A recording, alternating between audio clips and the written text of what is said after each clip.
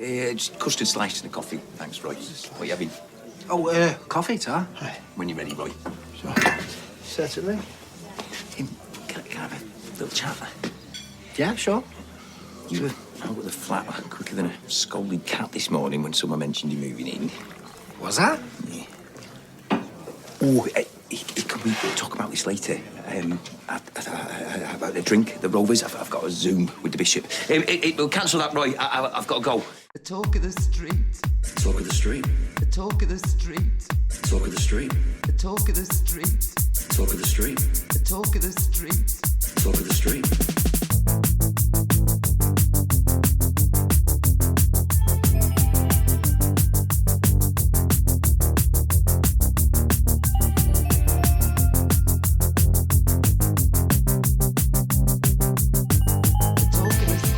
Hello and welcome to episode 247 of The Talk of the Street, an unofficial Coronation Street culture podcast that thinks for everyone's health and security it's best that someone locks up all of Stephen's office supplies before the water level of the canal goes up another foot. I'm Gavin. And I looked at porn all day at work. And Work if you can get it. It got paid for it. I love my job. Nothing to say, Broom. So many things to say that, but I'd better just keep them to myself. It's actually quite sad. And this is like the aspect of the job that I don't think an awful lot of people like really, the porn aspect really of it? Contemplate the fact that we're helping families move on, you know, and find a place for their loved ones' things after they're gone. We had, and this was part of it. This was part of the estate of this man in his 50s who moved and then 6 months later died of a heart attack and had not unpacked most of his things. So we had to do the unpacking. This is more house clearance / auction house stuff. Just in case anyone's new and has no idea why you're talking about porn and old people having heart attacks. Well, he wasn't old. He was like a few years older than you. That's old. That's not old. But anyway, so, you know, so his family had no idea what was there. So we went and collected it and unpacked it and laid it all out on tables for the parents of this man to come and see. Oh, you didn't let the parents find this, did you? And my boss put the pornographic magazines aside. Oh, thank goodness. Because he didn't want mom and dad to see this. Right. Meanwhile, I'm thinking this man was in his 50s. I doubt his parents had any qualms about what he may or may not have gotten into in his time. But nobody wants kind of confirmation of that. So when his parents came and were walking around the tables and everything. But not like that. His mum says to me, "Where's his pornos?" Exactly. She's like, "Oh, did you find the porn?" Did you find the porn, young lassie? I don't know why she speaks like that. She didn't, but that's fine. And I said, "Oh yeah, it's over on that shelf over there. My boss didn't think you'd want to see it." And she's like, "Oh, my boss is in the bathroom with it. He'll be out in a minute." And she's like, "Oh yeah, I'm the one who told him to look out for it." Oh wow. And then she said, because we had like this porcelain cabinet of his that's going into my auction, and she's like, "Oh, is that the one that has the naughty magnets in it?" And it's not. This more like Batman and comic book sort of magnets, and the one that we got. And she's like, "Oh, the naughty ones must have gone to the liquidators instead, because the liquidator kind of helped us out with, because there was just so much." This is becoming less interesting. And then his dad overheard, and his dad, this sweet old man who just got out of the hospital after having a stroke, said, "Oh, but not like that." "Naughty magnets? Where? Naughty Where are the magnets? Naughty magnets, Meryl?" Like that. No, not like that at all. Anyway, they were very, very sweet, and I'm so glad that we're able to kind of help them, because they're like, this can't possibly be all of his stuff. And we're like, yes, this is all of his stuff. They're like, there's just so much stuff. Why did he have so much stuff? And it's like, well, he was your son. So... Yeah, I think that's a relationship with your parents that you probably shouldn't have. A frankness about sexuality? Mm-hmm. I think more people should have a frank relationship No, with their parents when it comes to sexuality. absolutely not. Maybe there'd be less issues with disowning your children for sexual reasons. Nope. Like legal sexual reasons. Nope. So, after all that... So did you get to look at porn on the job today? No. Wink. No. Except for the pictures that I sent you? Well, you didn't send me any pictures. You just sent me the covers, which, frankly, wasn't enough. I didn't realise that Busty was a magazine. Or Jugs. You didn't get Jugs over there. Jugs is notorious. No. I mean, I've heard even. of Playboy and Hustler, but I've never heard of Jugs magazine. Or Buxom. No. We typically had men's magazines, gentlemen's literature, that were named after things like cars. We had Fiesta and Escort and Mayfair. Escort makes sense. Mayfair was kind of the classier version. Right. The Playboy, if you will. Yeah. Did you know that Playboy had a we will get to Coronation Street. had I like promise. a worldwide sort of magazine called OUI? No. OUI? I don't know how to spell we. Thank OUI? you. Ask me how I know.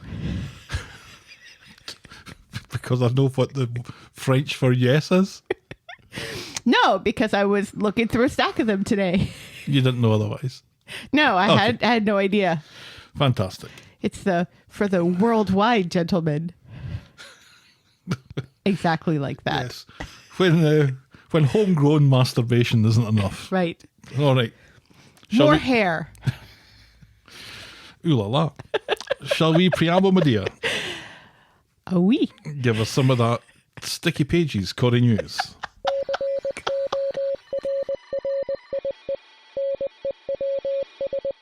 Goodbye, Mr. Tambourine Man. Hello to the D-O-double-G. A couple of months ago, it was Bob Dylan expressing love of all things Corrie, and now Snoop Dogg has said he wants to guest on the show. Imagine that, Corrie fanboy group chat. Who else do you think is there besides Dylan and Snoop Dogg?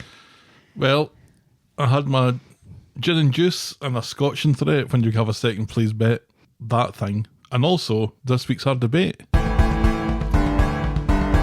You didn't answer my question. Oh, I didn't know what it meant. About who else would be on that group chat? What other masculine music performer is also secretly in love with Coronation Street? Oh, Dave Grohl, probably. Yeah, probably. If and when Snoop Dogg makes his debut on Corrie, what should he do in his first episode? Should he pay off Paul's debt? Have a word with Aaron? Help Evelyn's grief? Or have a sing-song with Rita? I voted Sing Song with Rita. The voting was thus: have a word with Aaron was 5.9%, help Evelyn's grief 11.8%, pay off Paul's debt 19.6%, but a resounding winner with 62.7% was have a sing-song with Rita. I would just like to be in the rotation with Snoop Dogg and Evelyn smoking a joint. Evelyn wouldn't pass it on. Yeah, no, she'd Bogart that whole thing. Yeah, and Rita would duck arse it. Hate it when people duck arse it. Can I get on with Corrie News I wish now? you would. Sarah and Damon got a little cozy this week on Corrie. More on that later. But did you know that actors Tina O'Brien and Kieran Griffiths went to drama school together? I did. And did you also know that they then starred together in Waterloo Road, where his character forced her character to make pornographic films? It all goes back to porn. I did. All goes back to porn. Yeah, the two of them had a very much an obvious chemistry together. And it seems like they still got it. Oh, absolutely. Yeah. He's got more hair now, though. He's got more hair now. Yeah, because he had a shaved head in Waterloo Road. Absolutely. And she's taller. She's like almost his height now, which is hilarious because he is also quite short for a man. And she's, of course, quite short for a man. That's right. No offence to anyone if any was caused. We stand a short king in this house. And finally, speaking of royalty, royalty once again darkens the doorstep of the Rovers as Princess Anne pops in to chat about her role as patron of the Acid Survivors Trust International, whatever that has to do with the cobbles. A wink. When I saw a photograph of it, I thought Emily Bishop was back. But it wasn't. It was Princess Anne. It's good to see her in a boot. The Princess Anne. Okay. She's one of the less icky ones, I think. She was famously, I mean, the royal family has gone through peaks and troughs in terms of popularity, but Correct. Princess Anne was always one that I think got more of a pass from people. Right, because she was never going to be queen. No, I think people are easier on the ones that... And that's Corrie News. which brings us on to our Everyone's a Critic section. We're just recycling the YouTube music still. Yeah, I thought you'd made your peace with us. I thought you were going to come out with something more like with like tippy tappy typewriter music. Ting. No, I think that's been Like done. Kermit frantically typing on the typewriter, you know, which is what people do, and then they post the Why would I meme. want to do that when I've got a perfectly valid little sting there that's not getting used? Anyway, I like typewriters. Mark got in touch with some information about Afflecks that got mentioned last week. Remember, we had Eliza and Miley who met up at the Afflecks. And Affleck. I didn't know what that was. Turns out it's an indoor market in Manchester in the city's northern quarter. Dozens of independent stalls and small shops and little boutiques underneath the one roof, which kind of reminds me of the inn stores in Falkirk. So Mark writes to say this is where Jackson and homeless Stu took Miley and Eliza for their shopping trip. For Eliza, it's an essential rite of passage. For Miley, an essential tourist stop-off. They both definitely required parental guidance, and the trip by bus or Metrolink also isn't for young girls travelling alone, so this part of the story actually made quite a lot of sense. Huh. So that's good stuff. Yes. Every day is a school day. If you say so. Which brings us on to Will Podcast for Coffee.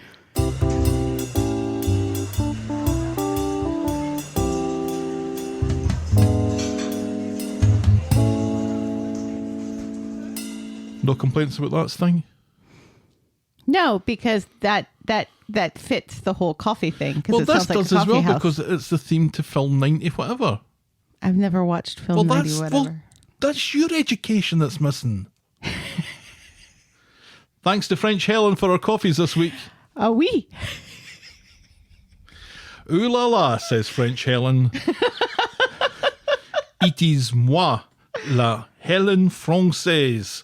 Please have a café sur moi. Well, thank you very much indeed Merci beaucoup. for that, French Helen. We very much appreciate it. I am drinking though because again it's 8 o'clock at night. A Canada Dry, 0 sugar. Oi, Ooh. Canada Dry. What about yourself? Cranberry juice. Cranberry juice. One of these days we will have coffee. Maybe a cheeky wee decaf. Yeah, I sometimes have coffee after dinner, but that's typically if we're eating in a fancy restaurant indeed. and I'm getting a fancy dessert. Oh, the talk of the street is, But not like that. Oh well, and will always be free on your podcast provider and on the YouTubes. But if you think our show is worth anything more than the time it takes to listen to it, and if you want to show your appreciation like French Helen did, you can buy us next week's coffee by going to ko-fi.com. That's ko-fi.com/the talk of the street, and we'll be very appreciative, won't we, Helen? Not French Helen, you. Ah oui. And now, this.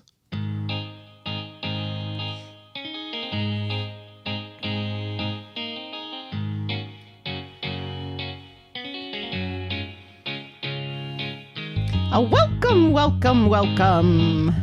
Welcome to Les Yeux Tonight. Oh no, that's the French thing again. Welcome to Les Yeux Tonight with me, John Oliver. Just enough time to quickly talk about shame and syphilis. This has something to do with Billy, doesn't it? That's right, this was Sarah dobbing Lydia into the cops, telling them that they'll find sympathy in the dictionary between shame and syphilis, which was an altogether too clever thing and too stupid thing for Sarah to say. I was Gavin and you were leaving me. I Not was forever leaving though. you. It was for spring break. Yes, the kids and I went to Wisconsin and had a lovely time, even though almost everything was shut because it was very still much winter up there. Right. But this year for spring break, we're going back to Dollywood. We're going back to Tennessee. It's a revenge. This time, it's poisonal. Yeah, so we will not be podcasting next week. We will not. You're just going to have to talk amongst yourselves about the wedding of the century. Yeah. I was thinking that if we were leaving on Thursday, we could have done a Wednesday episode that covered Monday, Wednesday, but we're leaving Wednesday now, so there's no point just doing a Monday. Although... We could bring the equipment with us and do it there. But then we won't do it. Because we won't, because we're on holiday. That's right. And we deserve a holiday, damn it. I've been working very, very hard looking at porn all week, or just today. It's time. I hope you're keeping up on your liquids. But yeah. A week. Ugh. But yeah, so we will be in Tennessee this time next week. If any stars of Coronation Street would like to record themselves saying Dollywood, as you did last time, we would greatly appreciate it. Absolutely. Yes. So yeah. Where was I? My nipples had gone all Joe Rogan. Colson Smith had signed up for the games. Remember the games? Oh, before that, remember my nipples? In breach of his bail conditions, Adam tricks Lydia into meeting him at the mall, where he intends to trick her into a confession, but she has other ideas. If you enjoy nipple discussion, please check out our other podcast, The List of Lists, where this week we had a lengthy discussion about Woody Harrelson's nipples. In the movie less Champions. said about Woody Harrelson's nipples, the better. Steve continues to jeopardise his relationship with his daughter and her future by throwing a series of spanners into any plans she has for independence with Jacob. Faye's allergies to a flea-ridden peanut temporarily mask a more biological reason for her feeling sick in the mornings. Whoa. Sally's home from Gina's to find Tim randy as all get out. Why is it always Peanut who gets blamed for these things? And his mother more determined than ever to play a blocking role in him doing anything about it. In the midst of council elections, Maria learns that Weddy County's training ground is being moved to a location that may disturb one of Gary's long-held secrets. Daniel can't look up. Beth is itchy. And Craig uses Febreze as a verb. Our moment of the week was Gary confessing his crimes mostly to Laura the Chin. And our boring moment of the week was Kirk in his bee costume again. And that was Coronation Street and the talk of the street, this time last year. So what do you think is going to happen to the canal to raise that body? Well, presumably it'll be dredged. I mean, it's just there below the surface. It won't take much. Yes, let's get the showboat on the road boat. Absolutely. So our first storyline tonight is Damon, Bad Omens 2. On Monday, Sarah drops in to see Nick at number 8. He's become quite the domestic goddess since he moved back in with his mum. And he's doing the hoovering. Sarah wants to check to make sure Gail is still on to babysit because she and Adam are off into town to be deplorable in a hotel together. Are we? It's nice that she shares this with her brother. Right. Later in the bistro, Nick walks into the office to find Damon in his seat. Nick tries to throw him out I like that. and threatens to call the police, but Damon still has keys for the place and money invested there. And this is how Nick thanks him. Damon insists that he's not going anywhere on account of his super new local solicitors. You may have heard of them, he said. In the Rovers, Adam and Sarah are having a drink when Nick comes in and lets the cat out the bag that he and Dee Dee are representing Damon. Sarah goes ballistic, but Adam says he's just doing his job and he was going to tell her while they were getting their hole later tonight. Yeah, so romantic. Sarah still fumes about this, so Adam decides to tell her that it was a tough decision, something that Sarah knows nothing about. Sarah storms Oh off my to the God. hotel and tells Adam his hole is now off the table. Yeah. What the hell was that? He gives Daniel a hard time for saying the wrong things, but he is just as bad. That felt like an un-Adam thing to say. You think so? Yeah, I kind of credit him with a little bit more sense than that. To say that, because he knows how involved she's been at the factory recently. He knows all about the deals and about the Carla stuff. He knows how hard that she's been working with the designs with Michael. So he knows very well how hard she's been working and how she's been having to make decisions. So this seemed like an uncharacteristic low blow from him. So I thought. I don't know. I think you give him too much credit because he's Scottish. That's just coincidence. The fiver's in the post, Adam. Meanwhile, on the street, Damon... He's had a shave. Meanwhile, on the street, Damon bumps into Dee, who has to remind him that their relationship is purely professional from now on. No more booty calls. Not that they ever had any booty calls. No. In the law office, Adam is a bear with a sore head. He explains the lie of the land to Dee, who did tell him so. And she did. Yes, she did. Dee reminds him that Damon is just a client to her. He's considerably more than that to Adam. And that's how she kind of reconciles this with herself. It's Right, like, yeah. to her, it really is just a client. It doesn't Right. matter to her. Yeah. She's like, if my family were involved, if this guy was threatening my family, I wouldn't have anything to do with him. Right. So in the rape hotel, Sarah is ready to get hammered on the wine when she runs into Damon, who she doesn't know. And who turns... Which is weird. Again, it's kind of like Daisy's mom and Justin. The fact that they have no idea what this person who's been making the lives of their family members miserable looks like. People generally aren't that interested in other people's stories, though. As we will see later on. Well, I mean, this is above and beyond, though. This is, people threatening the lives of your family members. It's not just, the lady in the shop who keeps stealing stuff out of your cart or something. Well, sure, but what does Gail know about any of this? What does Audrey know about any of this?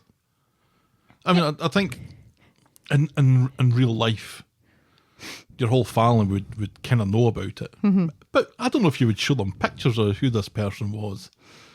I don't know. Well, as much as Damon was lurking around the bistro for weeks, well, that's true. they should have bumped into one another. It's a small street. It does. It is. It will. So Damon turns on the charm for Sarah. In an attempt to prove Adam wrong, Sarah completely falls for it.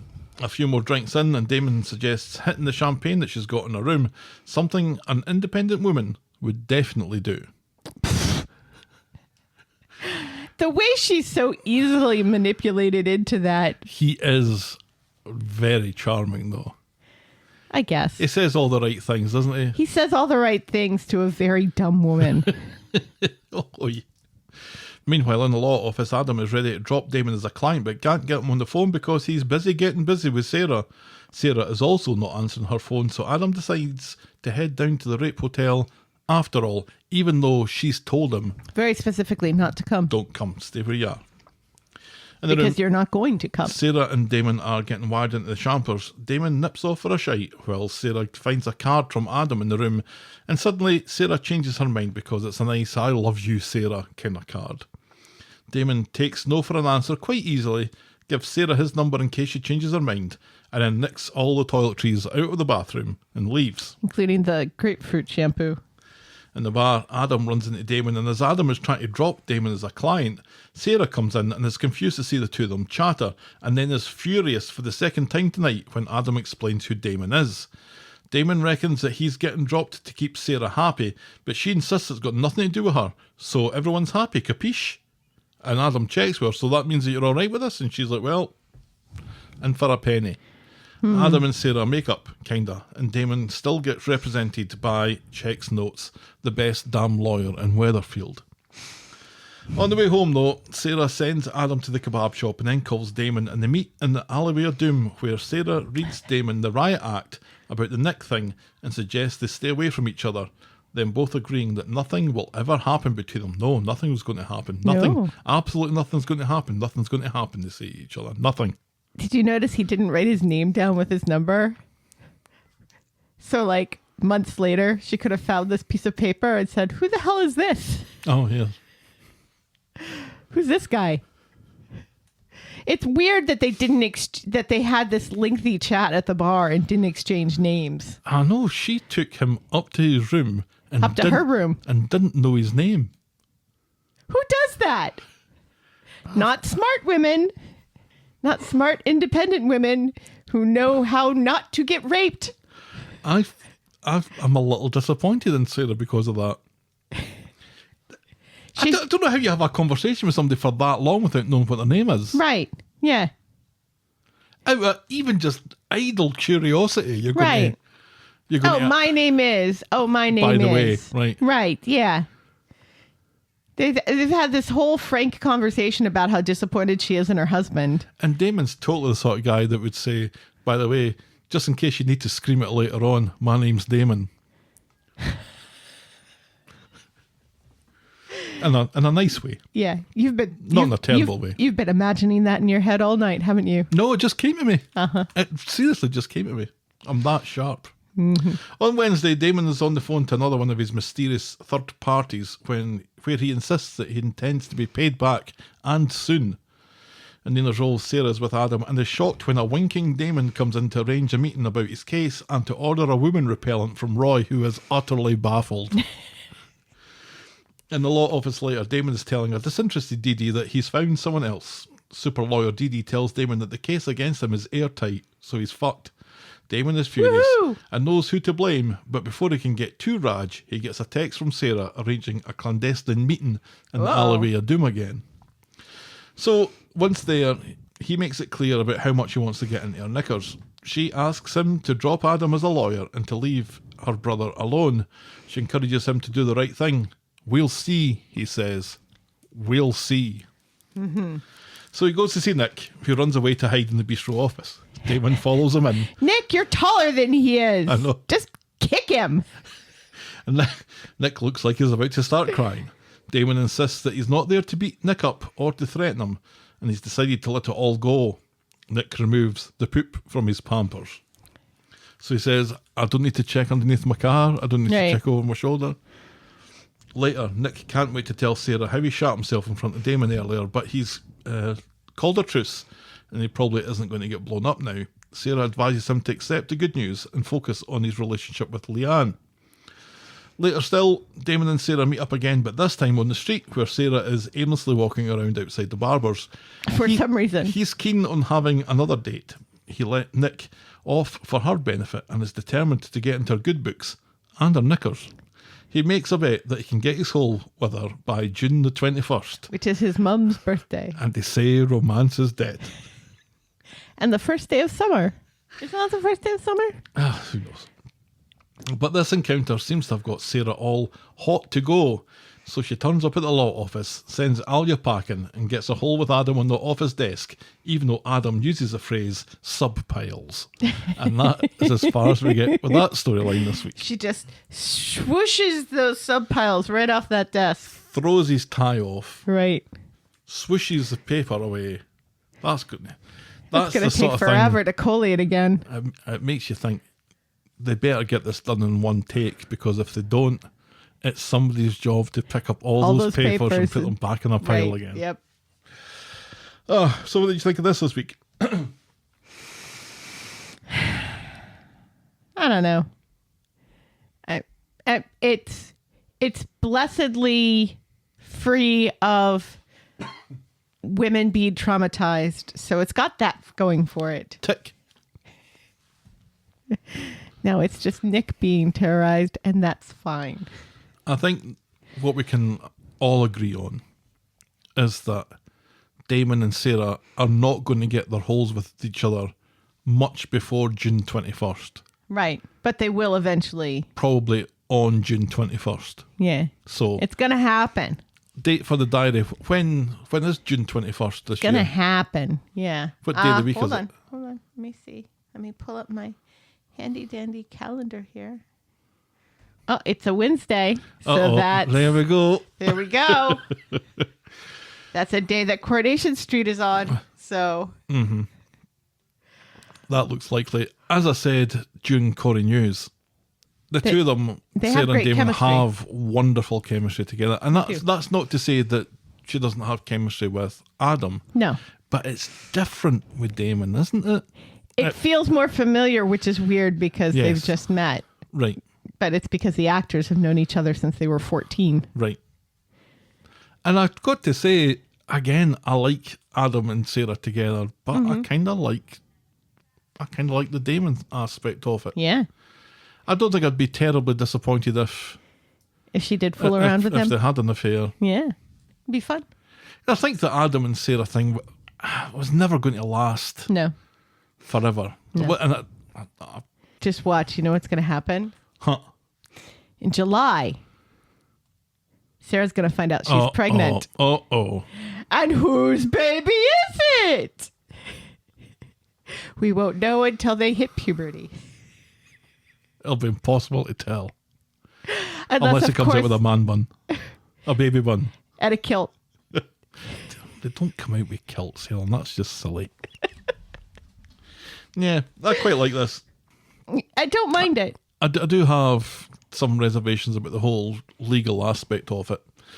And it does also feel like it's just any excuse to just drop this whole Damon's a bad guy who's going to kill Nick Right. part of the And story, who which no also- one was interested in. And who also very nearly killed his own son.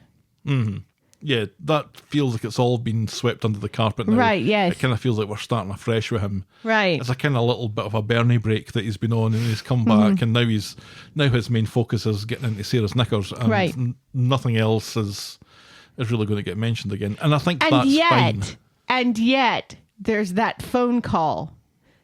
So he's still conspiring. Well, that phone call Somehow. was before the agreement and before the Right, but the still. ceasefire, if you will. But still, somebody else is chomping at the bit to get money back as well. So how is that going to pan out for him? Well, we shall see. Yes, we shall. Our next storyline tonight is Compensation Street. Compensation Street. On Monday, at the flat, Summer has been counting how many nights Paul has been staying, and That's not creepy at all. and she's unbearably cheery when she asks when he's going to move back in. Paul and Billy grasp their collar/dog collar, respectively. They haven't talked about it. Later in the Rovers, Paul announces that he wants to move in with Billy. Billy's obsessive tidiness counters neatly with Dee Dee's catastrophe. Yeah, but Paul's not exactly tidy himself. Why does he just blame Dee Dee for that? But Paul wants to make sure they're both 100% sure first. He wants this to be the last time he does this kind of thing. And I'm thinking, now, kind of yikes at that. Yes. Back home, they tell Summer the good news. They might move in at a later date. Belter, says Summer. On Wednesday, it's rent day for Paul, but Dee Dee offers to cover it because Paul's not working and is a bit skint. No worries, says Paul, and he'll take it out of his... He says he's going to take it out of his loan. Plus, he has a meeting with Gaddas to figure out how much compo he might be able to swindle out of Carla. And Nina's rolls Not later... really swindle. No. And Nina's rolls later, Paul sees Gemma, who has a face like a yard of gravy. She's down in the dumps because the wedding venue need more money up front or they're going to lose the booking. This sends Paul home to arrange for more money to be sent to Gemma, but then Dee Dee overhears part of the conversation and is pissed that she was going to pay the rent earlier, and now he's flashing the cash like the big man. Paul is betting everything on his big payday. Once he gets his compo, everything's going to be coming up Paul. Later, Billy and Paul are at the doctor appointment. Paul's had no improvement, and if anything, it's got worse. Gaddas thinks this should have got better, so refers him to a neurologist. Isn't that about the brain, says Billy, and asks if we should be worried. And also the nerves, Dr. Gaddas very gently points out to a very smart archdeacon, whatever. No, just archdeacon. Should we be worried, asks Billy, and no one answers him. In the pub, Gemma is happy now that she's been able to pay off her wedding venue. Dee Dee thinks Paul is the sweetest, stupidest man in the world, and I think she's got a point. Yes. In conversation, he mentions that he's got a referral from the doctor and is acquainted with a more serious health prognosis with extra compo.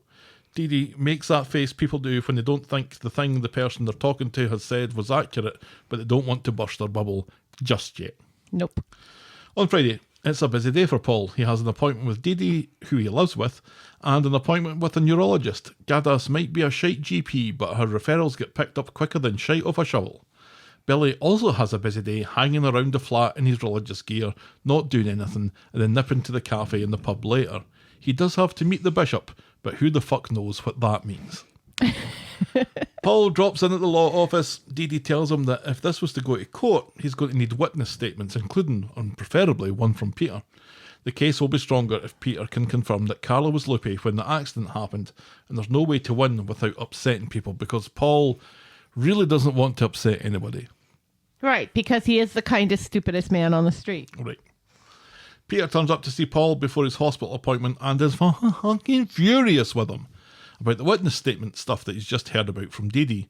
He accuses Paul of milking these injuries for all they're worth and calls Paul and Bernie con artists, which is rich considering how he came into the possession of the £15,000 in the first place. Correct.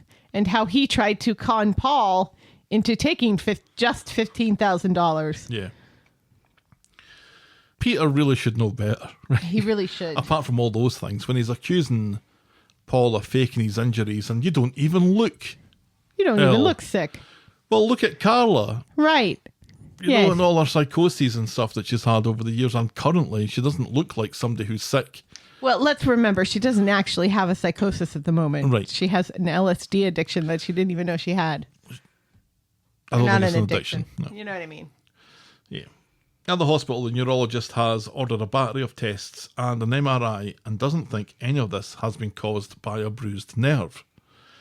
Oh, by the way, that was a...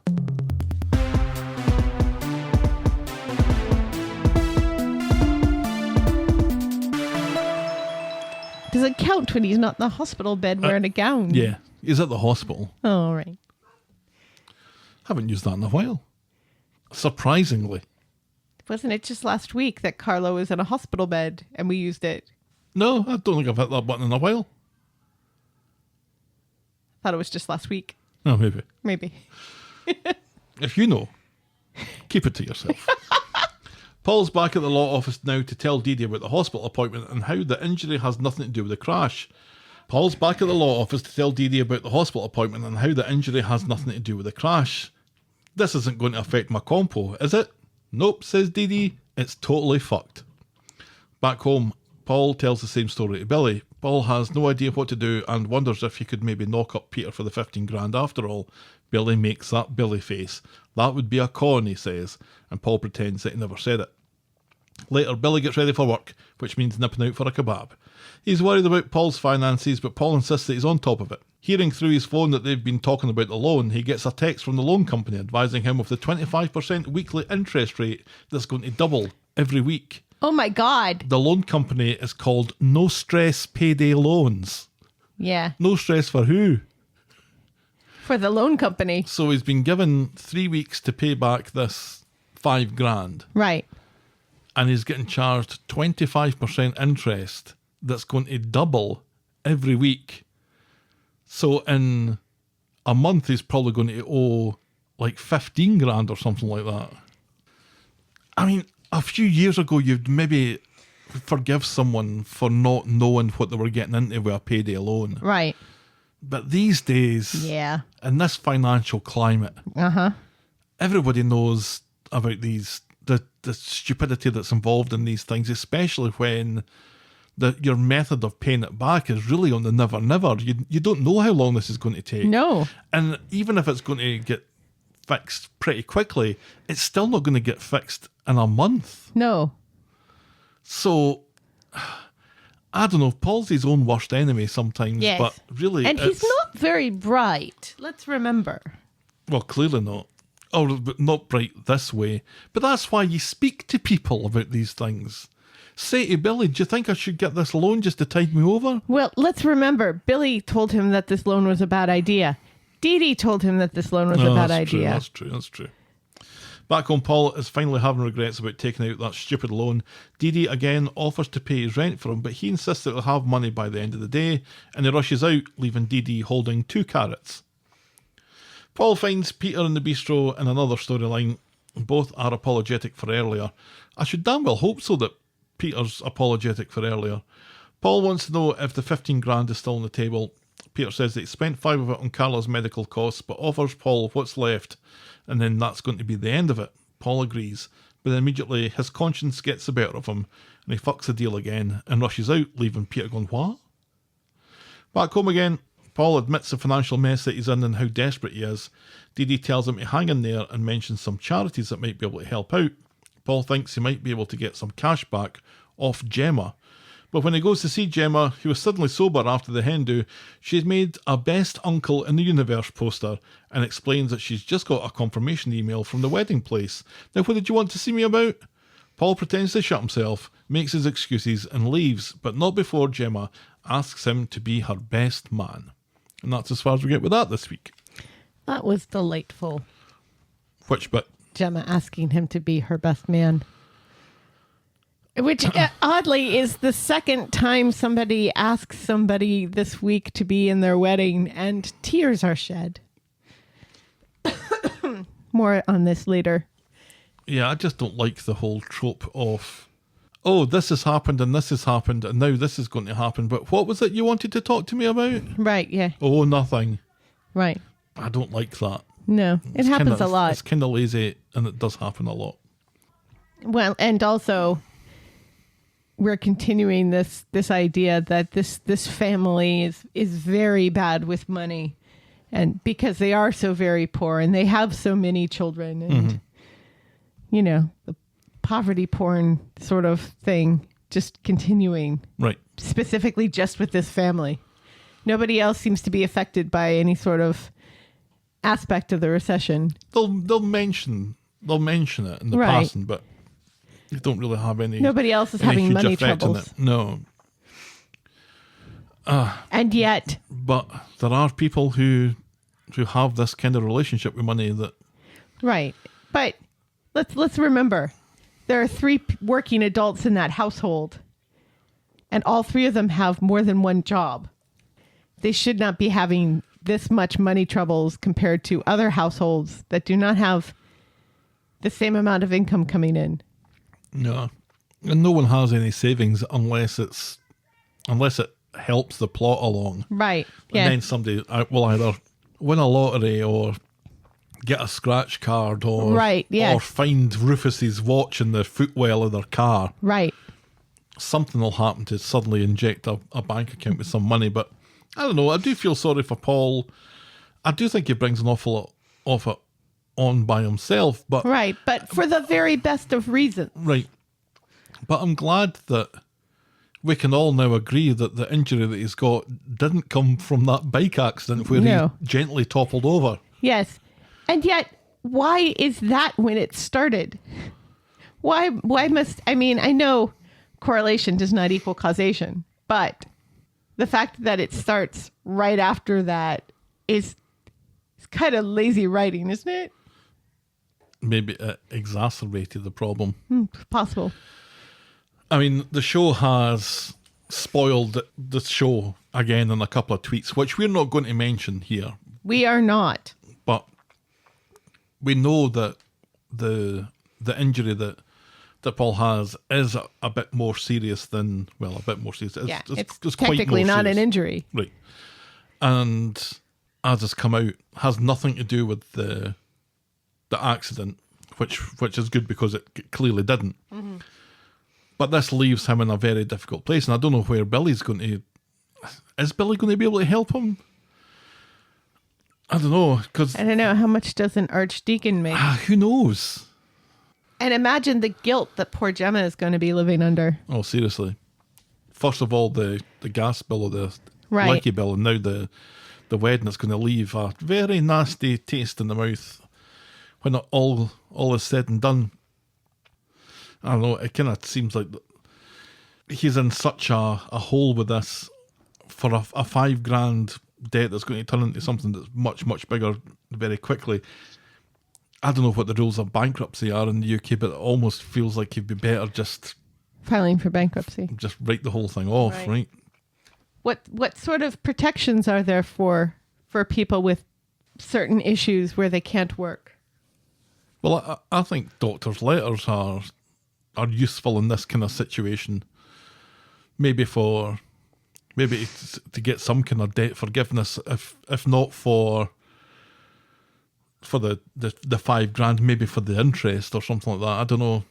But I don't know how welcome stress-free payday loans are going to be to that kind of attempt to get out of repayment. Mm-hmm. At least Carla has one less thing to worry about, I guess. Oh, well, good for Carla. Right. Miss Richie Rich. Wealthiest lady on the street. But is she even wealthy? I don't know what her personal... She's living in a flat above a cab office. Well, she's Got wealthier. Very, very earthy tones right enough, but... She's wealthier than Paul and Gemma and... Right. Yeah, you know. I mean, Peter can't possibly be making an awful lot in that cab office. No. So it must be all of her income coming in, which she's not. I mean, is she still getting paid? She must be salaried. You'd have thought so. So. Oh, well. Let's move on then to our next storyline, Canadian Psycho. On Monday, Stephen and Sarah are... E-A. Oh? How long have you been dying to say that? Stephen and Sarah open the factory to a tribe of knicker people, very happy to be at work, as Stephen is going to sign the non-American deal later today. In Nina's roles, Peter's off to see Carla and Roy is keen to visit soon. It seems the doctors have her on new medication. Will someone please blood test this woman? Well, the LSD would be out of her blood by now, I would think. In the factory, Michael is asking for Stephen to be his mentor when Peter comes in and catches wind from Sean that Stephen is now in charge of the factory. Uh-oh. And Peter is fuming about this and tells the knicker people that they've betrayed Carla by voting her out of her own company. Peter reminds them of who got them their fucking shares in the first place. Sally and Izzy tried to explain, but Peter cannot be reasoned with. And then Rufus comes in, wondering if he's come at a bad time. Mm-hmm. And Rufus is stalled to the end of the day when all the knicker people have gone back to their caves. It's just him and Stephen as Rufus tells Stephen to kill the American deal and give him the exclusivity that was promised to him. The contract needs to be torn up or else he's spilling the beans. Rufus goes to leave and Stephen grabs his trusty hole punch and is about to cave Rufus's skull in when Michael comes in to talk about the American deal. Rufus leaves and Stephen drops the hole punch. A lucky escape for old Rufus there. Yes. In the middle of the working day. In the middle of with the door open and the shades up. Yep, that's Stephen. That's Stephen. Do-do-do-do-do-do. Wap, wap, wap. Oh, I'm sure I've got that sound effect somewhere. Peter's back in Nina's roles. That's my Wilhelm scream. Oh. It's not very good. My name's not Wilhelm. No. Peter is back, even if it was, I doubt that it was going to make much difference. Peter is back in Nina's roles complaining about the knicker people to Roy.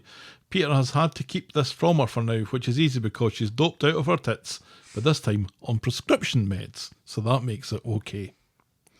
The knicker people are in the Rovers and apologise again when Peter comes in. Peter explains about the small print and how Stephen could oust Carla for good, which nobody had given any thought to. Of course they haven't. The knicker people hadn't thought of that, so Izzy suggests that they all ignore the problem and hope that it goes away. But Sean has a private word with Peter and explains why they think they were doing the right thing, and he asks if he could visit Carla, saying how she was a lifesaver for him in the past. Nice of him to remember. Yes, and he's near tears. Yes. In fact, I think he maybe even was crying. Peter agrees. Meanwhile, at the factory, Stephen is weighing up his options and comes to a conclusion and tears up the contract and then starts throwing blue recycling bins around his office. On Wednesday, in the factory, Stephen is calling the non-American Americans to call off the deal, but he has to cut the call short when Sarah comes in and he spins a very different story to her, telling her that they pulled out. No way. And I like that. No way, says Sarah. Whey, says Stephen. A sphincter says what? Says Wayne from Wayne's World. And the knicker people are going to kill us. And also, swing. Meanwhile, in her fancy rehab room, Peter is visiting Carla, who's looking a lot better now that she's not having her drink spiked with LSD. Carla has been thinking about her plan for when she gets back home, and she's definitely going to take a step back at the factory and delegate more. Oh, Peter has some news on that front. Stephen and Sarah have got her voted out. This takes the shine off Carla's day a wee bit, but she pragmatically thinks it's probably for the best. Then Carla's day is made much worse when Peter tells her that Sean wants to come visit. Back at the factory, Rufus turns up to make sure Stephen's killed the American non-American deal. Rufus thinks Stephen is a peculiar wee fish and asks him what he would have done if Carla had done what people typically do on LSD and jumped off a building. Meh, she didn't, says Stephen, who wants to know when Rufus will be expanding into the US market and they can start recouping their losses. When I'm good and ready, old chap, says Rufus, who's really starting to grow in me. Yeah, me too. At least we know. Now that he's not misogynistic anymore and just out to get Stephen. Right. No, I'm happy. Now that he's on a woman's side. At least we know why Carla's loopy, but you, says Rufus. Stephen is furious, but doesn't reach for his trusty hole punch this time. Not this time. And that's as far as we get with that. What do you think? I think Stephen's going to kill again, and I think he probably is going to kill Rufus. Because Rufus is expendable. He's just another Teddy. He's just another sinkhole Leo. He's a bit character who's in for a short period of time. If someone's going to get their skull caved in, it's probably going to be Rufus. Either that or this is how he's finally caught. I'm starting to think that Stephen actually likes killing people. You think? You know, it's The not... way that he just very quickly thinks to himself, well, I guess I gotta bash another head in the middle of the workday with my door open and my blinds open. Hey? That this is the way to fix my problem. Mm-hmm. No other way to fix my problem but moiter. Yeah, he's obviously developed a taste for it. He has, as you say, developed a taste for it. This is how serial killers happen. How many... Two's not serial killer, is it? No, but 3 would be. 3, yeah. The difference between serial killer and mass murder. Mass murder happens all at once. All at once. That's Yeah. right. Yeah. It's good to get these terms cleared up. No, this is... I'm sorry. I'm still enjoying this. And I feel like I'm in the minority here. You are. But... Because I hate him. I didn't hate him as much this week because he wasn't drugging anyone or belittling women, except a little bit to Sarah. Yeah. But that's okay because it's Sarah. And Rufus says, would you have drugged Sarah? Oh, I'd never do anything to hurt my niece. He would totally kill his niece if push came to shove. He very nearly drugged his mother. Remember that? And then after he'd put the drugs in her drink, that's when he grew a conscience and knocked the wine glass over. Yep. He absolutely would murder members of his own family to get ahead. And none of this makes sense because he was so desperate to get out of town. I believe we might have mentioned that once or twice. Right. And now all of a sudden he doesn't want to get out of town, even though he's murdered 2 people whose bodies are very findable. Well, we're assuming Leo's body is findable. We still don't know where it is. Leo is. But his body is in a shell in a very shallow canal. He's probably in Weatherfield's drinking water by now. Bits of him, probably. It reminds me of that time that I peed in the Glasgow reservoir. And all of Glasgow had to drink my pee. All of Glasgow? All of Glasgow. Some of Glasgow. You were dying right enough. It was a lot of pee. I am a filthy, filthy American. I scattered my mum's ashes up there as well. I'm sure some of it must have got into the reservoir. Mm. Some of it is in the backyard, though. Yeah. Birds shit in that all the time. Right. And other animals shit in it all the time. Fish. Yes. That's what water is. Yes. Just fish pee. Yes. You heard it here first. No, I'm still liking this. I'm liking Rufus more and more. I know. I don't want anything to happen to Rufus now.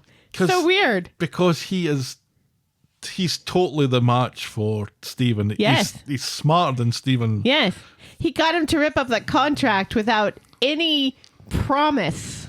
And he didn't have to kill anybody. No.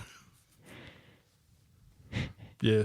I'm kind of Team Rufus on this. Yes. If you could just tone the misogyny down a little bit. Well, he has toned the misogyny down. Yeah, He's but not it still lingers a little bit, I think. I don't think so. I think so. He still has that kind of look about him. But no, I do think it's a matter of time before he kills again. I worried about Audrey, obviously. I've worried about Tim's mum. I worry about Carla. I don't think Carla's in any danger, but seriously, I think Rufus should be reading his contract. Well, let's move on then to our next storyline, which is What a Good Boy. Aww. Oofed. Come on, let's be brave. Let's be brave adults here. Let's be brave. On Monday, Evelyn and Fizz are in the Rovers. Evelyn is still pissed off about Roy standing her up from last week from her birthday. She pretends she doesn't care and blames him being stuck to his phone, so Fizz has to explain about Carla. Evelyn immediately goes to Nina's Rolls to apologise, but Roy also wants to apologise, and they talk about Carla and Roy taking responsibilities, but Evelyn takes a pragmatic approach and tells him to stop beating himself up. What about Peter? What about Gaddas? The woman is ill and is now in hospital, and she tells Roy to do something practical, so Roy decides to bake her a cake. Meanwhile, Cerberus seems to have been munching on something behind the counter. Uh-oh. And we don't really know what it is, but the camera lingers on it a little bit, so we know it's something. Back home, Evelyn is a little concerned when Cerberus is off his food, and she made him his favourite in everything. Plenty of life in the old dog, she says, but she's obviously uneasy about this sudden turn of events. On Wednesday, Evelyn hasn't slept a wink with worry about Cerberus, who keeps being sick. Tyrone suggests going to the vet, but Evelyn thinks it's daylight robbery just to get told to feed the dog chicken and rice. So she goes to Dev's and buys chicken and rice. But when she comes home with it, Cerberus has taken a turn for the worst and doesn't greet Evelyn when she comes in. Tyrone really wants to go to the vet, and Evelyn finally agrees. You get the car, I'll go get his blanket, she says. Yeah. And that was when I first started to have to clear my throat a little bit. And it's so sweet how much Tyrone has grown to love this dog as well, Yeah. isn't it? Yeah. So at the vet, Evelyn explains that Cerberus is a good boy, and the vet suggests some tests and an x-ray to see just how much of a good boy he was, but wonders if he's maybe eaten something while out on a walk. Evelyn gives him a very long hug before she leaves him, because the vet says you might as well go home while this is all going on. Mm-hmm. So while they're waiting, Evelyn goes to Nina's Rolls, where Roy comes over and he gets an update on the Cerberus situation.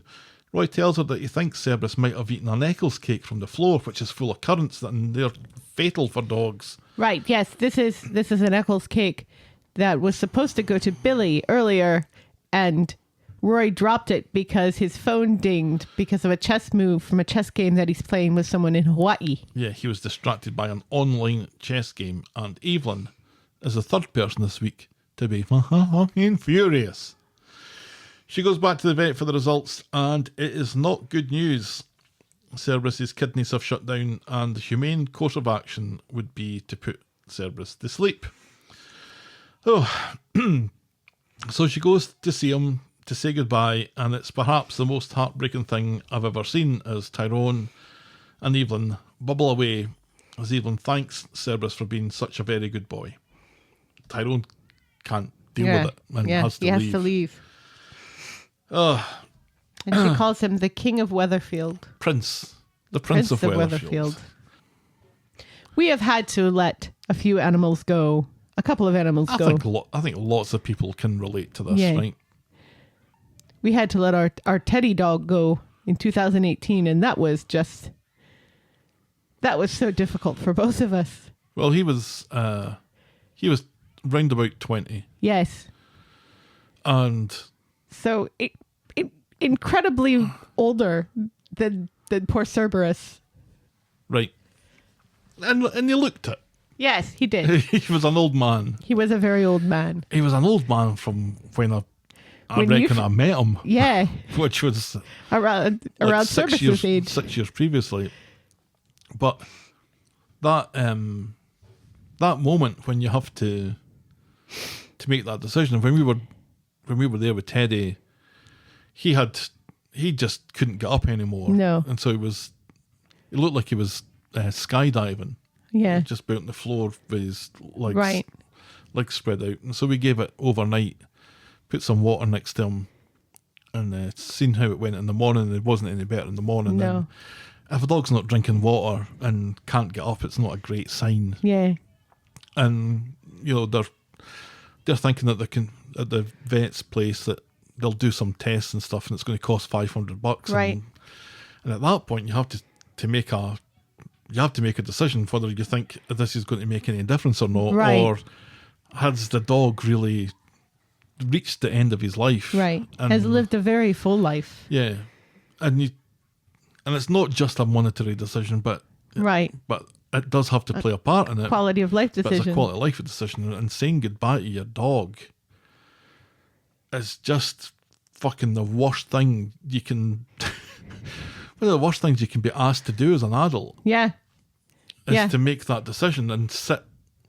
And they say to you, you don't have to be here for it. And it's like, Right. Why could wouldn't you could want you to- live your with yourself if you didn't? Yeah. I've heard vets say that there are people that just drop their animal off and are not there for their animal Ugh, at the end. I can't And imagine. I can't imagine. So, yeah, I mean, when you have this animal that's more or less grown up with your children, Yeah. it's very tough. And then we had to say goodbye to our sweetie cat last year, or just like 6 months ago, 5 months ago. Been fairly recent, hasn't it? I think it's been about a year. Has it? Yeah. No, you're probably right. Anyway. Ever since the pandemic, time means Who nothing. knows? Who knows? And that was tough too. I couldn't even go with you. Because she was my wee friend. She was my wee pal. She sat with me when I was working, Right. when I still worked from home.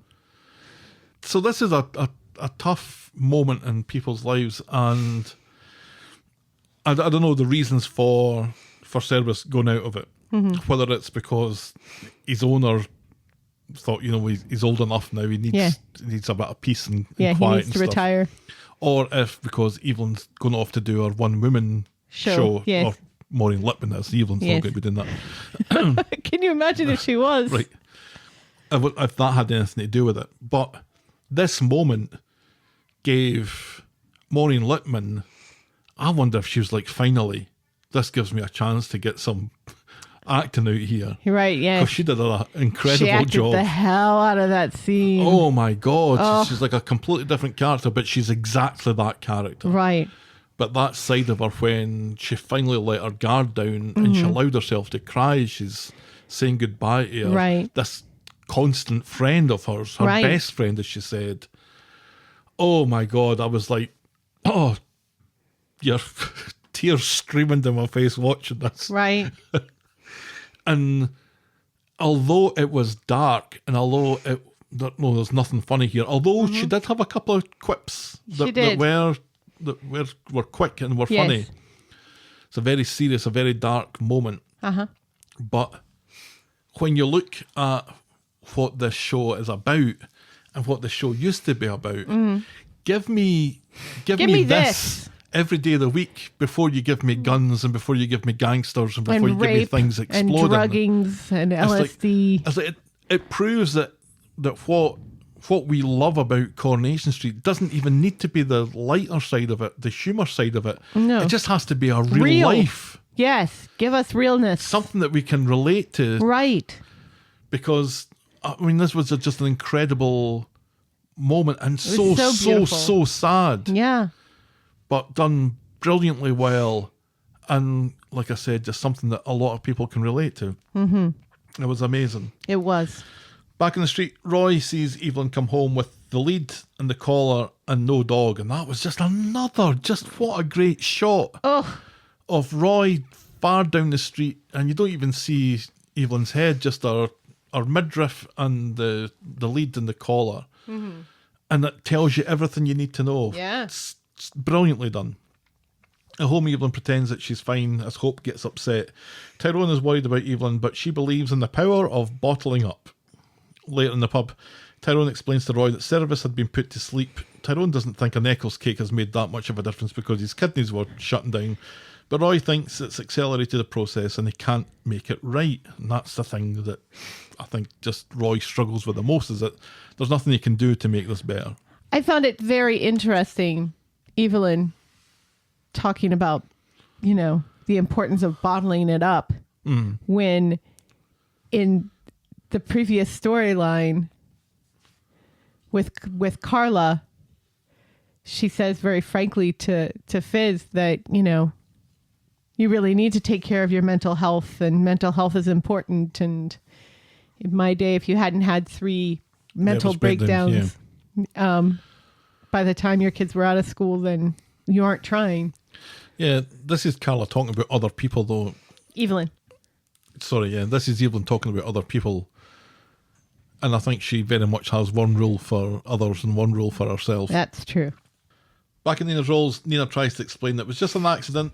It could have happened to anyone, but Roy is in the mood to blame himself and he won't hear a word of it. Yeah. And he goes round to see Evelyn and to apologise, but Evelyn isn't about to accept it and asks him if he won his chess game, which she is embarrassed to say that he did. He tells her that he deserves nothing but her contempt, but he is sorry. She tells him their friendship died with her dog. Oh, what a good line that was as well. Yeah. On Friday. Oh, and then when he walks out and there's the leash and the collar just hanging on the stair post. Right. Another great scene in the storyline. Right. Yeah, really bringing it home. Yeah. On Friday, Evelyn is packing some junk away to give room for Cerberus's urn. Hope suggests burying the ashes in Victoria Gardens next to Scylla the chinchilla, and after some thought, Evelyn agrees.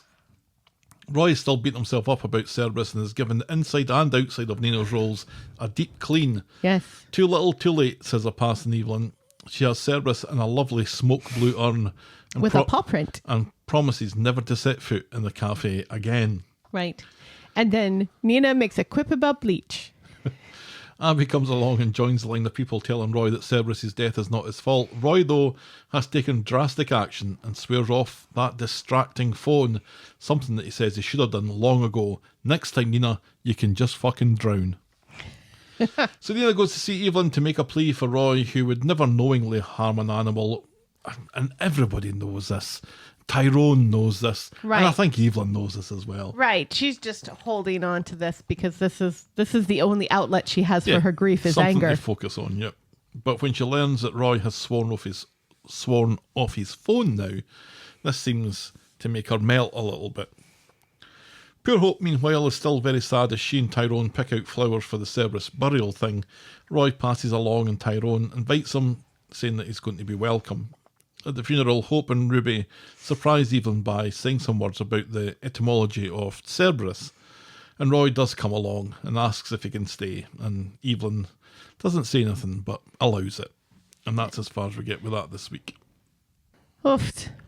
Such an emotional, a draining emotional ride. Yes, absolutely. And again, More of this. it bears repeating that you can have far more flashier storylines happening which are designed to pull at your emotions and designed to manufacture a response from you and get you aware of things and get you to knowingly think about things and consider things and all that good stuff. But the simplicity of a old woman having to say goodbye to your dog, it just does it so much better. It does. And so much easier. And it just seemed to inspire so much out of the show in general. Yeah. Like we said, some of the shots were just beautifully done. The script for all of that, Was great. I think it was Damon Rochford that wrote it, was wonderful. And Damon writes some of the wittier episodes of the street, but this kind of shows that it's got a really good heart as well for writing the other side of the coin. Right. And as we've pointed out, there was quite an awful lot of wit in this storyline. Mm-hmm. And that was the good thing about it as well. There's that kind of gallows humour Right. that people say in moments like that because they don't know what to say, I guess, Right. and to try and lighten the mood a little bit. Right. But there was that little moment where Tyrone says, "Are you all right, Gran?" Oh, what a stupid question, she says as she looks Right. up and is like, Yeah. oh, What the hell's wrong with you? seriously, Tyrone. Tyrone. Yeah, so that's Cerberus. That's Cerberus. Loved that dog. What an elegant, beautiful dog. First Eccles and now Cerberus. The legs on him, just enormous. When I look at the legs on that dog and I look at the legs on our Dobby, I think that's the same. It's the same species. Right. They have the same body. It's just what has the proper legs. Yeah, our Dobby dog has very short legs. Yes. A very long body. Very long body. Teeny tiny legs. Anything else about that? Yeah, no, just reinforcing the fact that this is the sort of storyline we like that has an emotional impact. And it doesn't have to shock, it doesn't have to scintillate, it doesn't have to put people in jeopardy. It just is. Right. And we like that. And I tell you, after it was done, Mm-hmm. I did shout on our Dobby dog to come in, and I gave him a You gave him a pat special on the wee head. hug and Aw. gave him a wee treat. He's a good boy. He is a good boy, mostly. Moving on then, our next storyline is we're still not calling Aaron a you-know-what yet. On Monday, Amy round the Rovers trying on her bridesmaid's dress. What do you think of her bridesmaid's dress? What the hell is Daisy thinking? That does not seem like a Daisy sort of bridesmaid's dress at all to me. Remember, she's getting all this free. So I think she has to take what she's given. Still. I didn't think it was nice, but I don't know anything. Far too much lace for a woman Amy's age. Yeah, it was a bit frumpy, wasn't it? Was Yeah. it frumpy? Is that the right word? I don't know. It's not age appropriate. Tracy is there and says she's going to miss Amy when she moves back out, but Amy says she's not going to move back out. She's blaming it on not being able to afford the rent. She's just going to stay at number one if that's all right. And Tracy says yes. Daisy hopes that Amy will be there for the hen night, but Amy snaps that she won't be going anywhere near it, and she stomps out, leaving Daisy for my bridesmaids not coming to my hen night. Well, this is going to be great. You're not really friends with her. I don't think she's going to make all that much of a difference, is it? Well, they're family. And then there's Rose later. Amy asks Summer to tell Aaron that she's moving out. And Summer's only too pleased to do that because she is unbearably happy at the moment. On Friday at the garage, Abby's on the phone to Kev, who, I was like, and he's in Germany. And I'm like, oh, that's right. He's in Germany because his dad's on his deathbed. Is it dad or mum? Dad. Dad. Bill. Mum's already dead, yes. Their mum's I already hope so, dead. because they buried her. Well, she wasn't dead then. She's dead now. She isn't it? Aaron comes along with breakfast pasties. He's hiding from Ed about the rent. Abby suggests that he gets in touch with Amy for her share. And later, Aaron and Summer and Nina's Rose talk about singing at work. Summer can't remember any sing-alongs at the factory, but that's because she was only there for a day and a half and didn't come back after lunch. Out of the blue, Aaron asks Summer to move back in with him. Summer thinks it's a big thing. No, it was a big thing when they moved in together for the first time. Summer doesn't know if they're ready and wants to take it slowly, like Billy and Paul, who are like twice their age. Right, yeah. But, in fairness, she's probably right. Yes. For once. Probably, right. Also, Summer doesn't have a job, so it would be useless in helping with the rent, so I don't know why Aaron was so keen to get her to move in. Later, back at the garage, Ed throws Aaron out the flat over the phone. Abby has an idea and invites him to keep it theirs for the time being until he gets something else sorted out. So Aaron moves into number 13 with Abby. Tracy sees this happening and is confused, so Abby explains that Aaron and Amy have had a falling out, which is contrary to what Amy told Tracy. And that's as far as we get with that this week. Yes. I kind of wish that they hadn't left so much time between this story. Yeah. Yeah, me too. But, they have to spread out the dread and I guess. And yet they aren't spreading it out enough, because as many people have pointed out on the Twitter, and as many of us, as we ourselves have pointed out multiple times, piling on this type of storyline over and over and over again reduces the impact of all of them. Right. So cut it out, Coronation Street. Yeah, I don't think we had anything about it last week, or we just had a couple of scenes about it. Not very much about it this week either. As far as I can make out, this, because this happened on Friday, this will be a storyline Next week. And It seems like... I hope we start to get some progression on it, and I hope that Amy tells somebody what happened. Right. I mean... Yeah, because the way that she freaked out about the champagne, we know why she freaked out about the champagne. She freaked out about the champagne, and she freaked out about the Hen-do. hen night. Yeah. So She didn't want to drink. So because- I think Tracy, knowing now that there's been some animosity between Aaron and Amy, that now that she's got her teeth into it, she's not going to let it go until she No. finds out. And I really hope so, because then she will moiter him. Yeah, I don't want to be in Aaron's shoes at all. No.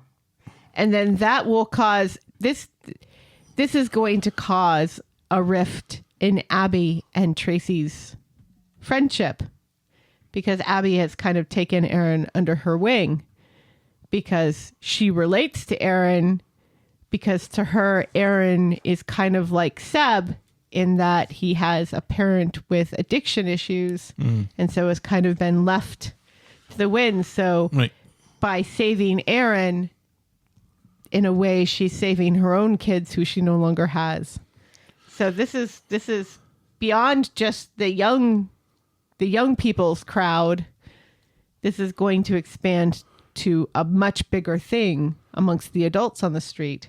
Yeah, and also what's Summer going to say when she finds out? Right. Because the old Summer, I don't care. the old Summer would believe Amy, Right. and I'm not so No. sure that this Summer No. would. No, this Summer is going to say, "How could you sleep with my boyfriend?" Mm-hmm. And try to get Asha and Nina to take Aaron's side. Like, can you believe that she slept with my boyfriend? Mm-hmm. Yeah. Well, they're about due another breakup anyway, so... No. Well, we will see what happens next week, but we will be off, just a reminder. Yes. So So talk amongst yourselves. our penultimate storyline tonight is, did you live in Ibiza, Ryan? You never mention it. On Wednesday, Ryan meets Alya. My darling, did I ever tell you that I went to space camp? Ryan meets Alya on the street, and as he's asking her for a catch-up at the Bistro, she freaks out a bit when a car toots its horn. Later at the Bistro, Ryan is helping Daisy with some change when she starts talking about Daniel's god-awful song choices for the wedding, Katie Melua and the Smiths. An attractive stranger comes along and agrees with Ryan's appraisal. Daniel's taste in music is shite. Ryan recognises the girl. She's Crystal, and she's from Ibiza. She gives him her card, and Daisy thinks that he's in there. I can't understand a word that this woman's saying. She's a events promoter. I found Ibiza. that from the subtitles, yes, but I would never have worked it out for myself. Really? You can't understand her accent? Can't understand her. I don't know if she's just like quiet and mumbly, but she's quiet and mumbly. I can understand her. Oh, well, good for you. Well, go You've fuck got the yourself. subtitles on as well. I don't. Ahead of this catch up with Alya, Ryan has drowned himself in aftershave, and now she's late. And then she's not late. He's just stood up. And all this But just she does text. brings it home to him that the two of them are poles apart. And he's talking to Nick about this. I don't know if Nick's the best person in the world to be speaking to about relationships, but anyway. Later, Crystal is in the Rovers because now she's never not in the Rovers, and she's arranged to meet Ryan, and she very much has tickets to his gun show. It turns out that she's recently single, likes Graham Norton and Peep Show, and wouldn't you believe it, this is exactly what Ryan wanted to hear. Right, The two of them seem because- to be hitting it off famously. These are also things that Ryan likes. On Friday, Alya drops into the Bistro for a coffee and to apologise to Ryan for yesterday. Ryan accepts, but doesn't mention to her that he's met Crystal, who we learn is an events promoter. The two of them have hit it off. Nick tells him to call Canny, worrying that she's either going to rip him off or force him to sleep with her. Later, Nick tells Ryan that he was only kidding earlier. He reminds him that he's only young once and he should trust his instincts. Never tell a young person this. Last time we did that, said Ryan, I was elbow deep in your safe. Wah wah. Yay, says Nick, but you've got to laugh. He advises Ryan to talk to Alya about his plans because, you either go to Ibiza and you have a wonderful time with her, or you Stay. go with Alya and have a wonderful time with Alya. Right. So Ryan takes his advice and goes to see Alya at speed dial to tell her about his plans to go back to Ibiza, and she seems genuinely thrilled for him, says so and seems to mean it. And I didn't really pick up any lingering regret there from her. Did you? No, not really. Which is sad. Back at the bistro, Ryan gives Crystal the okay to her job offer. Nick is surprised, but Ryan says Alya gave her blessing. Maybe you worry about your own relationships, Nick. Ryan and Crystal continue to chat about Ibiza, and one wonders what they'll talk about when they actually get there. And that's as far as we get with that. Yes. Or if they get there. Right. Because the number of times that Ryan has made plans to go to Ibiza, Right. and the number of times that Ryan's gone to Ibiza Well. is zero. Yes. Apart from that time that he lived in Ibiza. Right. I kind of like Nick being the kindly Dutch uncle to A little bit of a father figure to Ryan, yeah. to Ryan. It's lovely. The amount of times people are talking to one another in the bistro and Nick is just like right over their shoulder, Right. obviously listening in when maybe he shouldn't be, was hilarious. Do you know what I noticed this week as well? When Paul got his text message from the neurologist, Billy's leaning over his shoulder reading his texts. Yeah. Well, they're together, so it's fine. Beat it, you. They're together. It's fine. No, I don't think it's fine. I read your texts. No, you don't. That's what you think. No, you don't, because the only texts I get are for you. No, you get them from Steve and sometimes from work people. Hardly ever from work. On the WhatsApp. No, I don't have WhatsApp. Oh, what's the other one? What's the one you do have? Oh, Snapchat for some reason. Snapchat, yes. I hate Snapchat. It's awful. Yeah, I have neither. The only good thing about Snapchat I get paid in paper checks. is and read porn. You get paid in porn. Will work for porn. Any other porn? No, that'll do it. Yeah. I I'm don't so know. proud of us that it took so long for us to worm the word porn back into our discussion tonight. We always call back. It's the law. You have to call back to porn. Because we were ridiculous with the penis last week. Well, you were. That's the way you like it. And I cut some of them out. There were still too many. Shame on you. Buffalo penis. Buffalo penis. Too much buffalo penis is just too much buffalo penis. Let's not go down that penis road again. Yeah. I don't know if Ryan's future is with Crystal, but if he can figure out what she's saying, I'm sure they'll get on fine. Moving on then to our final storyline this evening is The Curse of Daisy's Mum.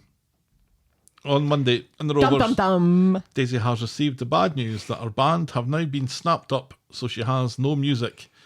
Jenny takes the piss out of Daisy, asking Tracy to be a bridesmaid until Daisy asks Jenny to give her away. Jenny is a blubbering wreck at this.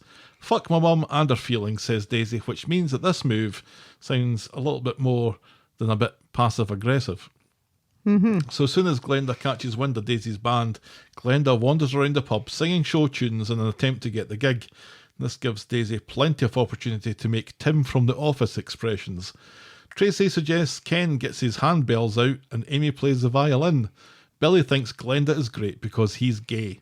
Jenny tells Daisy she's either got the gig or not because she cannot stand no more. No mores can she stand. No. So Daisy grabs Ryan and tells him that he's going to be the DJ at the wedding. And then Ryan plays along and tells Daisy that it's going to be her wedding present.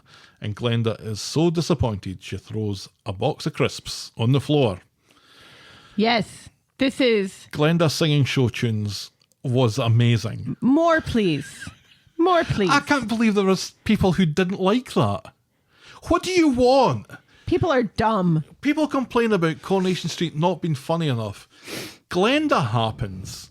Glenda just wanders into a scene singing La Bamba, and people say, oh, I hated that. I don't think Corrie's for you anymore. Right. If you don't think that that's funny, maybe Corrie isn't for you. It's so camp. How can you not love it? The look on her face, she's full of joy. She's so Right. happy. And the fact that really the only people who appreciated her bursting into song were the gay men Yeah. who requested more show tunes. Some, was it Shirley Bassey they wanted? Yeah, I think so. That was hilarious. But this explains why in the last storyline that we discussed, they were discussing Daniel's bad taste in music. Yeah. Yes, because she had to give a list to Ryan of songs Daniel wanted played at the wedding. I absolutely adored this.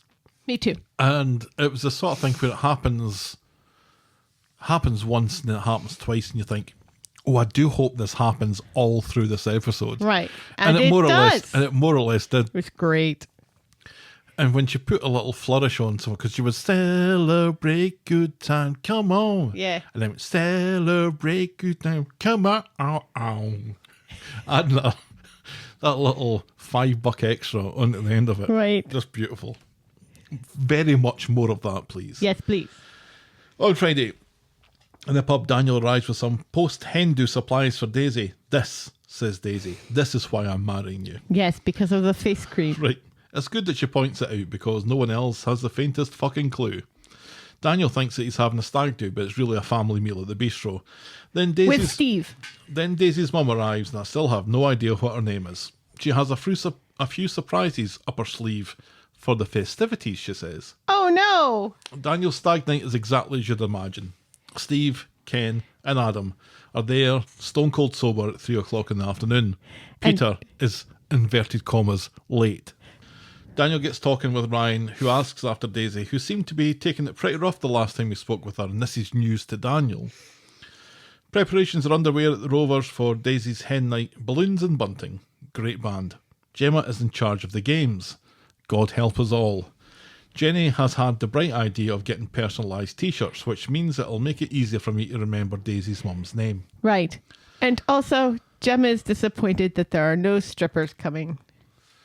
At the stag do, Ken is talking about whiskey and Tintin. Right. And God knows why. And how the name of a fictitious whiskey became the name of an actual whiskey or something. Or somebody thought that they were making up the name of a whiskey, but then it turned out to be a real whiskey. Why is he talking about this? What was the Why are you talking about this? What was the conversation beforehand that led to this conversation? No one can remember. Daniel and Ryan talk some more about Daisy, Ryan revealing that Daisy had a panic attack.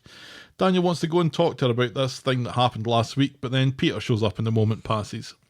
Right. And also they all tell him it's a terrible idea. Right. Sit your ass down and listen to Ken talk more. Later, the Rovers is buzzing with people we've never seen before, and then 2 more people we've never seen before come in.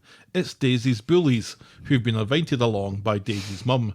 The bullies are surprised that an influencer would be having a hen night in a place like this. I kind of like them at this point.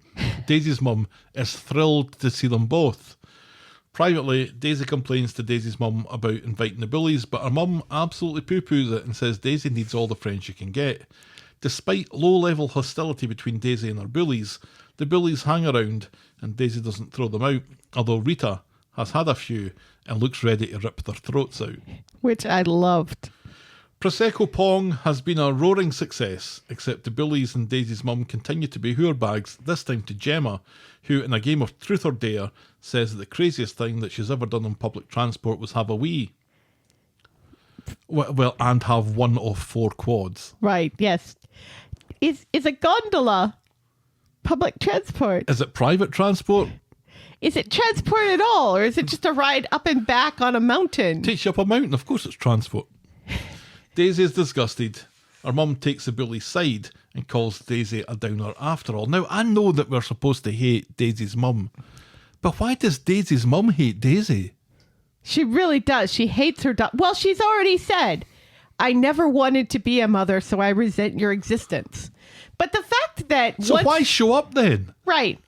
And the fact that, once again, she just completely poo-poos her daughter's feelings and says, oh, you're just...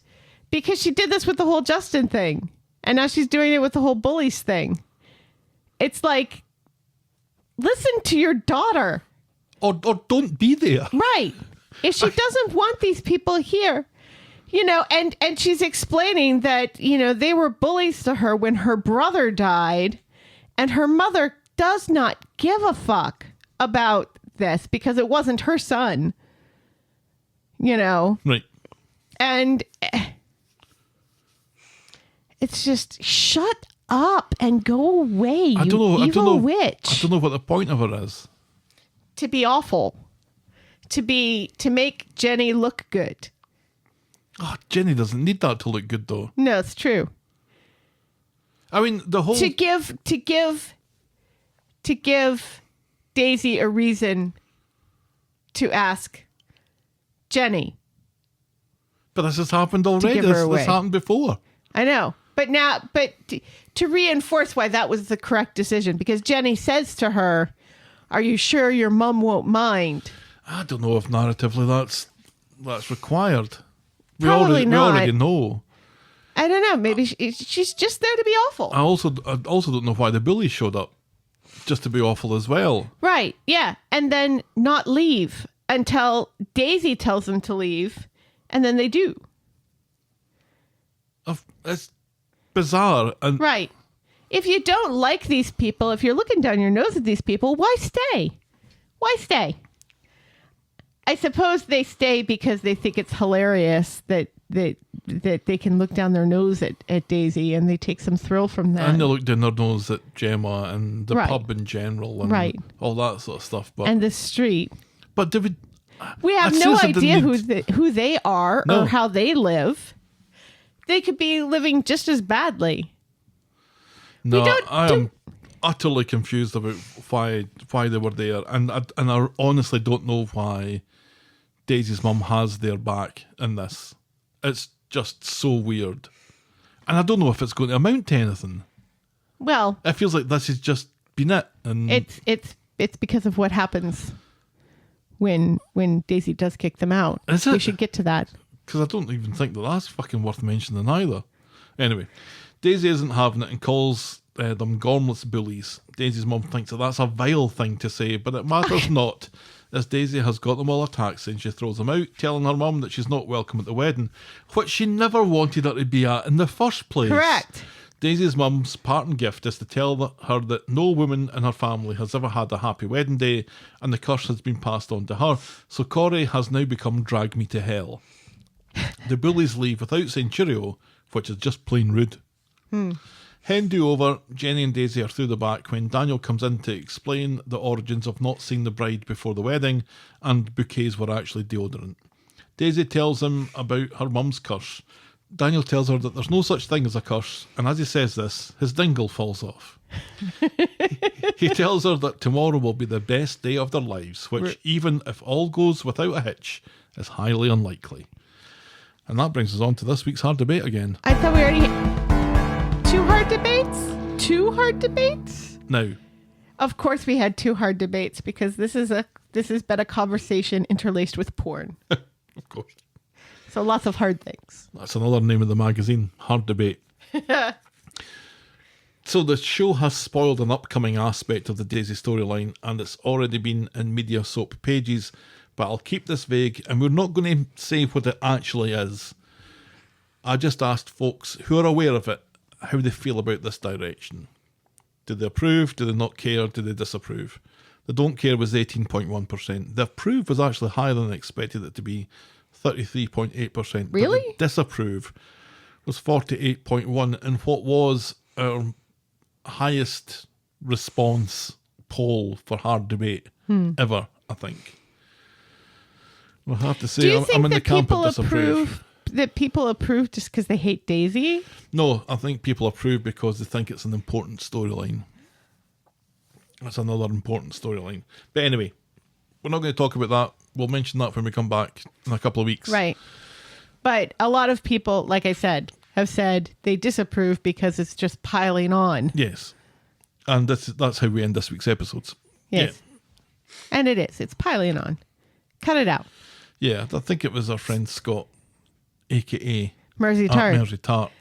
He said that it would have had a bigger impact if we hadn't had just blown Alya up and had Alya stabbed and had all the racism and had the upskirting and had everything else that's been going on recently. And had Amy raped. Right. And had Maria stalked, as well as Daisy stalked. Just another thing. And as we talk about just another thing, we've got the Paul just another thing that's going to become just another thing. Yeah. And you need to spread these out. You list out your storylines and you think, well, what out of this wasn't just another thing? And the storylines that I really liked that have had an impact on us were a good old-fashioned potential affair and a dog dying. Right. And and before this... And I do like Canadian murders, but that's just me. Well, that's, yet another thing with the drugging of Carla. Sure. If it was just killing Sinkhole Leo and Teddy, that would have been fine. But the drugging of Carla just put it over into, yet another thing that a man does to traumatize a woman. Yeah. Which there's too much of. And Killing men is less, piling on. Right. But no offense to men. I love men. And this I have to storyline, say that. in this storyline, though, I think if you try and look for some bright sides to it, to what happened this week, Glenda. we had the Glenda thing, and that was great.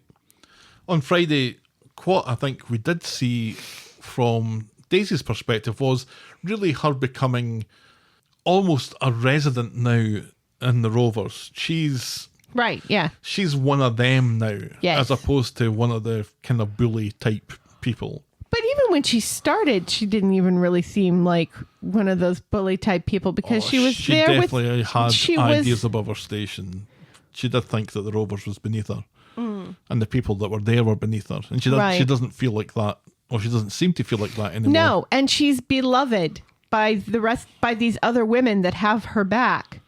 Rita I was quite and surprised Gemma. at Rita and Gemma and Glenda and Jenny, they've got this tight-knit group that I think is quite lovely. Yeah, they do.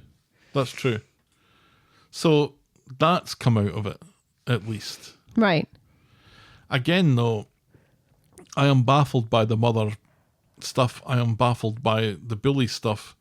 I'm baffled as to why the mother would even invite the bullies in the first place. And she kind of blames Daisy for it. Well, she blames Daniel because Daniel was the one who yes. reached out to them in the first place. But then once he found out, he kind of put the kibosh on it. But remember, it was the bullies that told her mother that she was getting married in the first place. Right. So it kind of feels like her mother is from the same sort of type of people as the bullies. And she did say a couple of weeks ago, "Oh, come on, these were your very closest friends. Don't you miss them?" And again, poo-poos the fact that, she's like, "Oh, they've outgrown this." But then when they obviously haven't outgrown this, she's like, "Well, maybe you are a Debbie Downer, Daisy, after all, because you're being so awful to these girls that you should think are your very best friends." It's like the mother also lives above her station and thinks that she's hot shit. I mean, remember the part about the whole Justin, thing about her dating Justin was, she wasn't worried about Daisy. She was worried about whether or not Justin actually liked her. Yeah. For her. Oh, she's an awful, awful person. She's an awful person. But I don't know what the point of her is. I think the point is to show where Daisy came from and why she was like what she was when she first started. And also again, I think there's this supposed to be this huge contrast between Jenny and Christina, which is Daisy's mom's name. And Aren't we supposed to be trying to forget what Daisy used to be like? I don't know. And it does feel like just extra piling on on Daisy. And I guess it's meant to be foreshadowing for a very important storyline to happen on Monday. You know, and maybe that's it. Maybe that's all it is Right. that this is the... I'm going to mention a curse, and that means something awful is going to happen on Monday. That's the calm before the storm kind of thing, where this doesn't actually mean anything.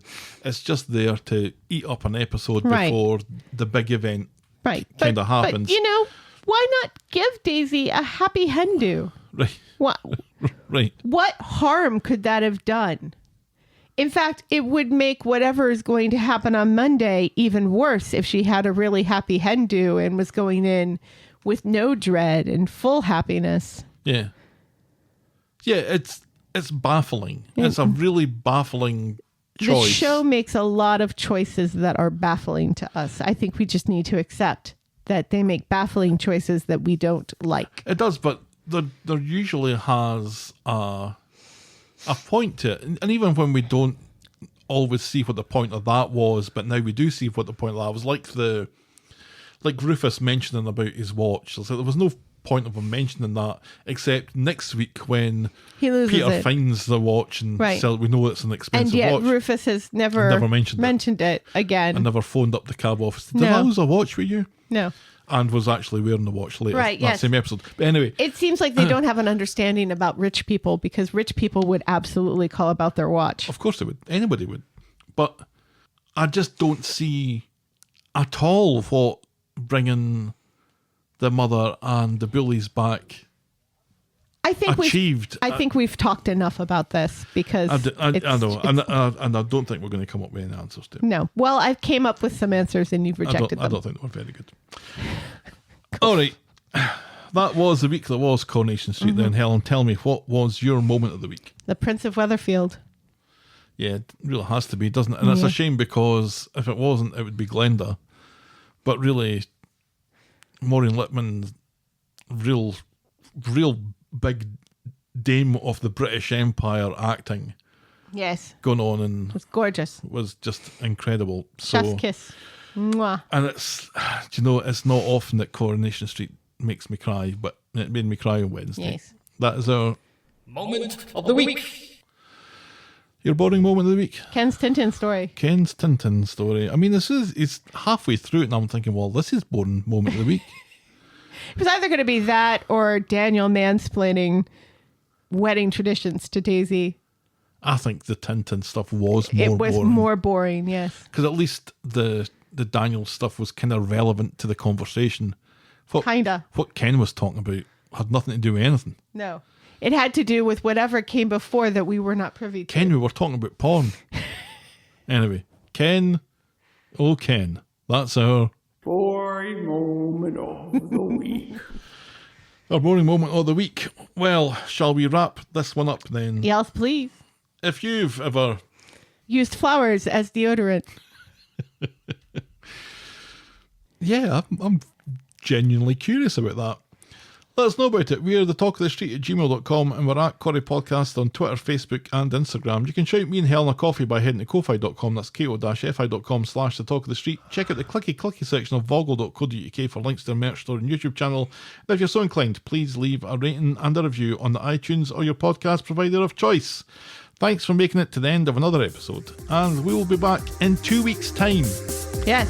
with more The Talk of the Street. The Talk of the Street. Bye. Cheerio.